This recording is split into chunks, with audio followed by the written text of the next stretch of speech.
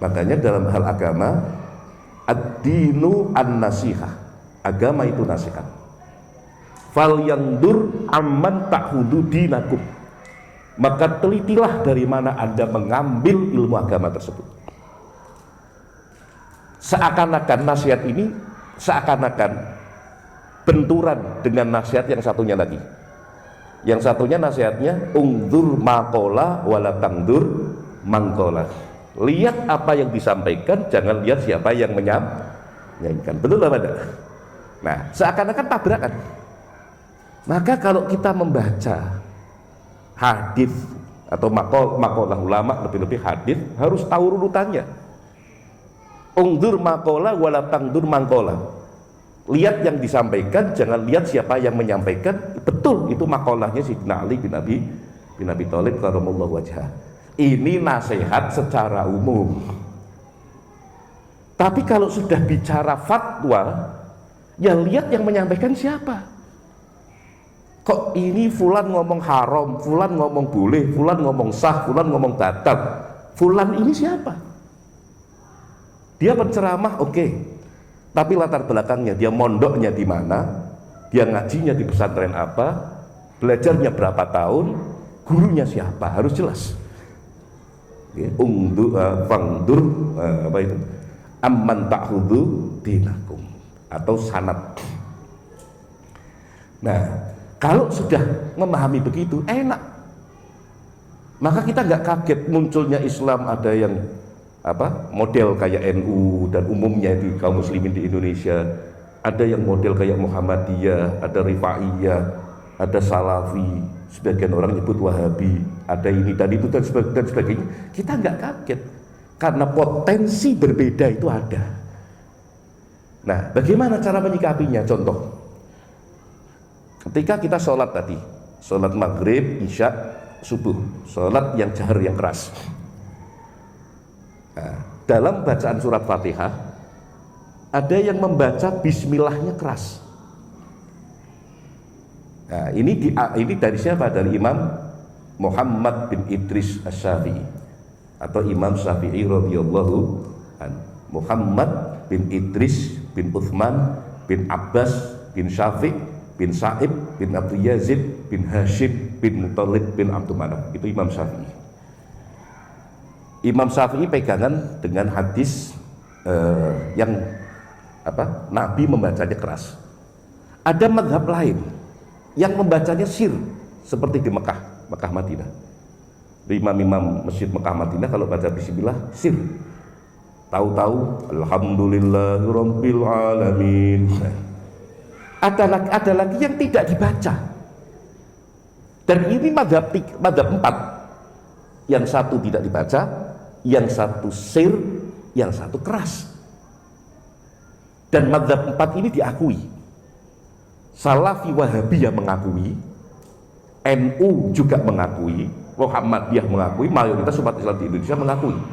Kalau mazhab 4 ini mazhabnya umat Islam yang valid, yang jelas mempunyai sanad sampai Rasulullah Shallallahu Alaihi Wasallam. 4 ini diakui.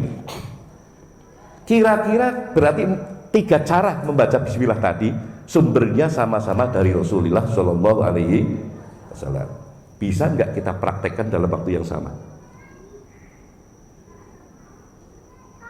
Imam di sini Ustadz Muhib nih, kemudian ketika dia melakukan tadi sholat isya, membacanya keras dan membacanya sir serta tidak dibaca, dipraktekkan dalam satu waktu, bisa nggak? Tidak bisa kan? Berarti harus milih, betul nggak? Ketiga-tiganya benar. Ketiga-tiganya benar karena sumbernya empat madhab. Ketiga-tiganya benar. Tapi tidak mungkin dipraktekkan dalam satu waktu. Ustadz Muhib harus milih. Nah, di sini hikmatul hukama masuk. Saya mau ngimami nih. Saya diundang umpamanya. Saya disuruh ngimami sholat umpamanya di Cengkareng, Jakarta. Saya lihat jamaah saja ini mayoritas madhabnya apa? Kalau sama-sama benar, madhabnya umpamanya mayoritas Syafi'i, ya sudah kita pakai Syafi'i aja. Kenapa ribet? Betul apa? Madhabnya Maliki, ya sudah pakai Maliki. Sehingga nggak benar kalau disampaikan NU itu subuhnya pakai kunut, yang tidak kunut Muhammadiyah. Ini nggak benar ini. Ini nggak benar, kacau ini. Orang nggak kunut berarti Muhammadiyah, orang kunut berarti NU. Padahal di NU itu juga sama mengikuti 4 madhab. Hanya mayoritas warga NU di Indonesia mengikuti madhabnya Imam Syafi'i. Lah 4 madhab ini tidak semuanya pakai kunut. Ada yang tidak kunut, seperti madhab Hambali yang diikuti oleh warga Hijaz, Mekah, Madinah. Itu kalau subuhan nggak pakai kunut. Berarti orang NU pakai madhab Hambali juga boleh, cuma ikutnya Syafi'i. Pun di madhab Syafi'i itu tidak wajib, bukan rukun sholat. Karena apa? Itu hanya sunnah muakkad. Makanya kalau di generalisir NU kunut, Muhammadiyah tidak, nah ini ngawur. Ya, makanya kembali lagi, ikhtilaf atau khilafiyah furu'iyah ini tidak usah dihindari tapi dipahami. Sehingga kalau paham enak kita. Oh begini boleh kok, begini boleh kok, begini boleh. Kita memaknai isbal. Orang ikut Rasulullah harus tidak boleh lambreh atau isbal, berarti harus cingkrang umpamanya gitu, seperti itu umpamanya. Nah kita balik lagi, ya silahkan Anda memaknai yang secara harfiah begitu, silahkan, itu nggak salah, tapi jangan kemudian kolot yang tidak seperti Anda berarti tidak sunnah. Karena Anda pun tidak sunnah. Karena apa? Anda pakai celana begitu. Apa Nabi pakai celana dengan potongan seperti itu?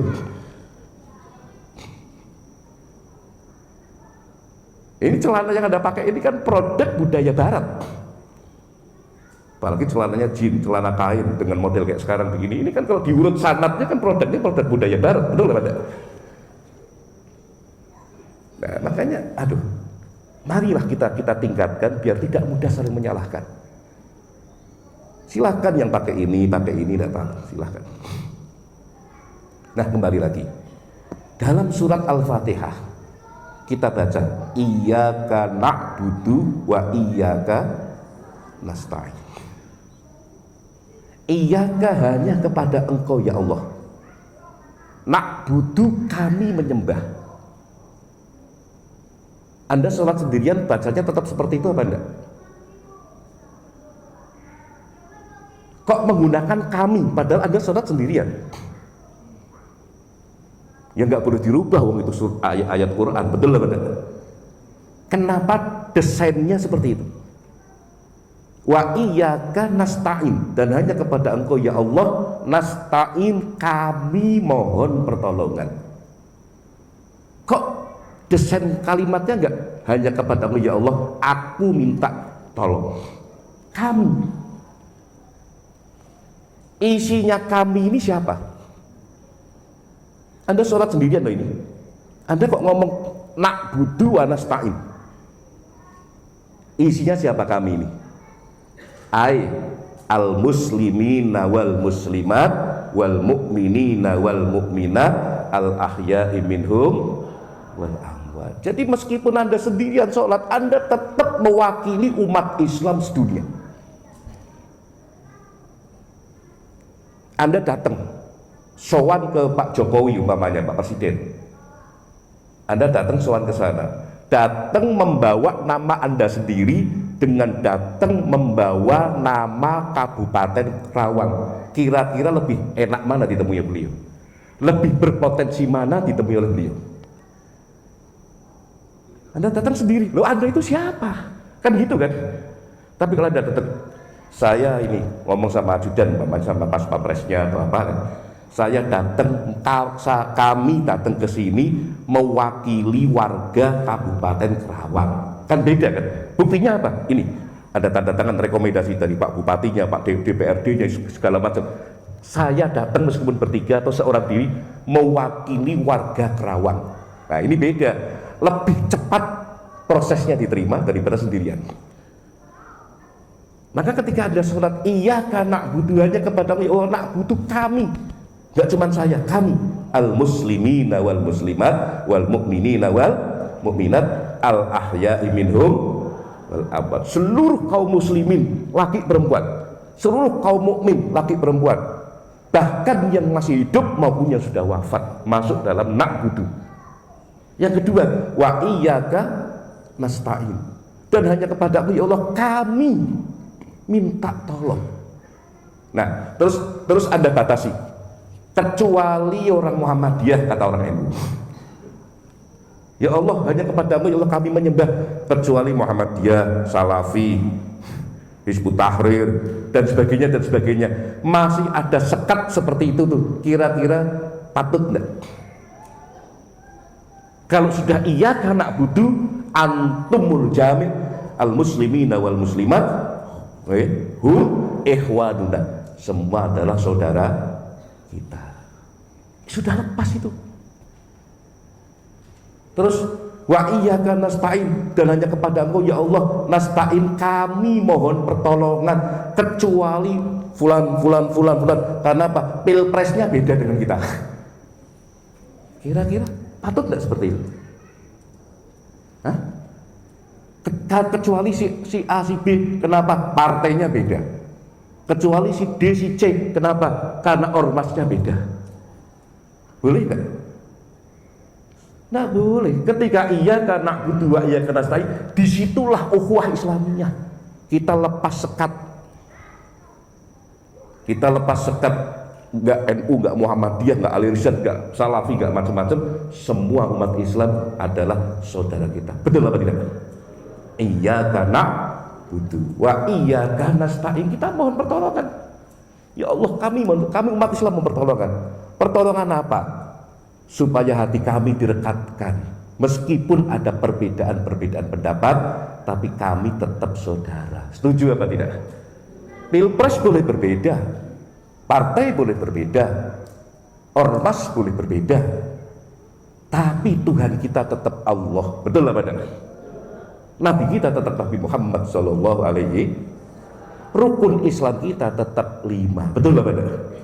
Rukun iman kita tetap Nah, ini di sini saya dengar macam-macam.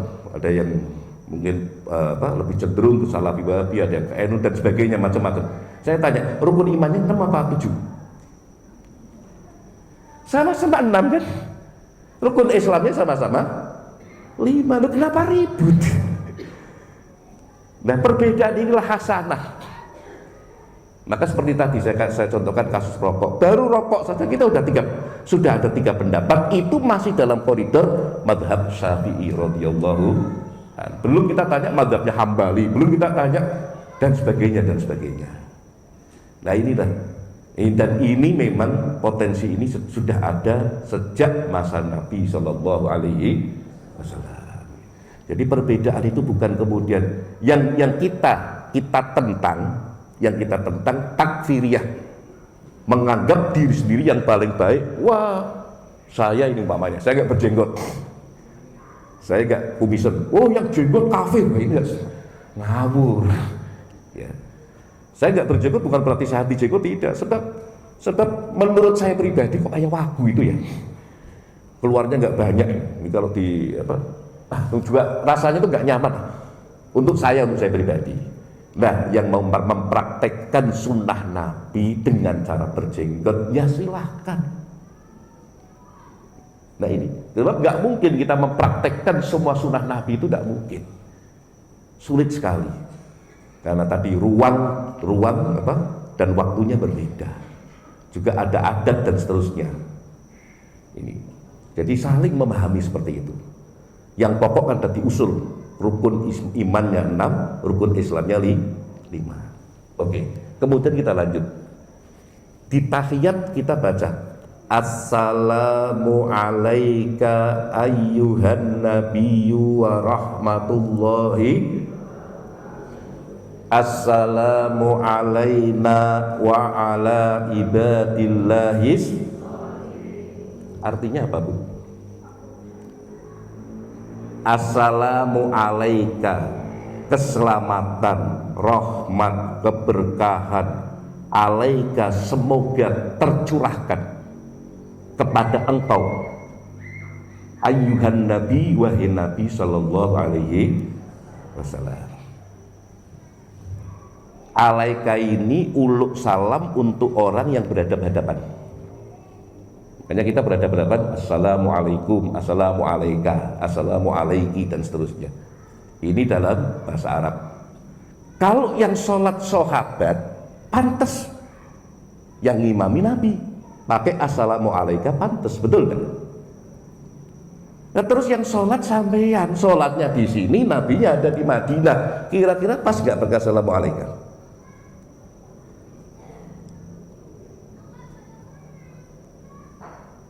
Pas nggak kira-kira? Secara kalimat nggak pas itu. Tapi kita meyakini, kita terutama yang mazhabnya Syafi'i, meyakini bacaan itu sumbernya dari Nabi Shallallahu Alaihi Wasallam dan dari Nabi sumbernya dari Allah. Kita meyakini itu. Berarti itu perintah Allah. Kira-kira kalau yang memerintahkan Allah mungkin salah nggak? Nggak mungkin salah. Terus korelasinya bagaimana ini? Nyatanya secara nahwu nggak pas, tapi yang perintah Allah. Yang kedua yang diului salam, yaitu Nabi Muhammad Shallallahu Alaihi sudah wafat, sudah meninggal dan jauh berada di Madinah. Diului salam dari sini, manfaat nggak kira-kira? Dengar nggak beliau? Anda baca assalamualaikum, ini ada manfaatnya nggak? Kalau tidak ada manfaatnya, tidak ada gunanya, kira-kira yang perintah ngawur apa enggak? Oh nggak ada manfaatnya kok. Ustadz sini umpamanya atau Pak DKM terus perintah panjenengan, nanti habis sholat ibu-ibu bareng-bareng ya, itu tiang masjid dicium, ada manfaatnya enggak? Nggak ada manfaatnya, nggak ada apa-apanya, Anda disuruh mencium seperti itu. Lah ini berarti yang kentir, yang nyuruh apa gimana? Nah sekarang ketika kita diperintah assalamu alaika ayyuhan nabi, ada manfaatnya nggak untuk Nabi? Nabi kan sudah wafat, ada di Madinah. Anda dari sini assalamu alaika, kira-kira untuk Nabi ada manfaatnya nggak?